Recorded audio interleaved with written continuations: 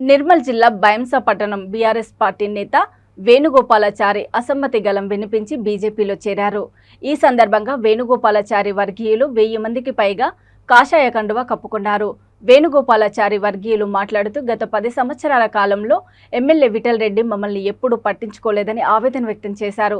ఇన్ని రోజులు వేచి చూసే ధోరణి అవలంబించామని, ఇప్పటికీ మార్పు రాకపోవడంతో ఈ నిర్ణయం తీసుకున్నట్లు తెలిపారు. బీజేపీ ఎమ్మెల్యే అభ్యర్థి పవర్ రామారావు పటేల్ వీరికి పార్టీ కండువాలు కప్పి పార్టీలోకి ఆహ్వానించారు.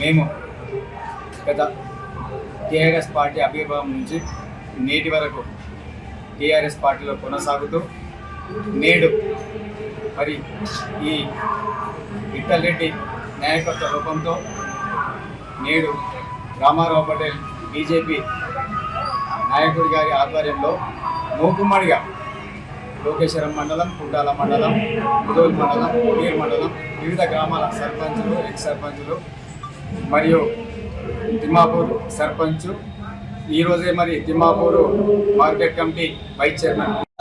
టీఆర్ఎస్ పార్టీ మేము ఆవిర్భావం నుంచి టీఆర్ఎస్ పార్టీతోనే ఉండి ఈ టీఆర్ఎస్ పార్టీ కొరకు పనిచేయడం జరిగింది. దాంట్లో ఎన్నో పదవులు, మండల అధ్యక్షులు, ఎంపీపీలు, సర్పంచ్గా చలామణి వివిధ పోస్టులు పదవులు అనుభవించి అయినా 10 సంవత్సరాల నుంచి ఇక్కడ నాయకత్వం లోపంతో వేచి చూసి మొన్నటి వరకు మేమందరం చారీ గారి ఎంబడే ఉన్నాము. చారీ సార్ మాకు చాలా రోజుల నుంచి చెప్తున్నాడు, మేము ఎమ్మెల్యేకి చెప్పాము, కేటీఆర్కి చెప్పాము, అందరికి చెప్పాము, మీ దగ్గర వస్తారు, వేచి చూడండి అంటే ఇప్పటి వరకు మొన్న కూడా మీటింగ్ పెట్టి చెప్పడం జరిగింది సార్కు. సార్ మేము ఇక్కడ మాకు గుర్తింపు లేదు, పార్టీ ఇవాళ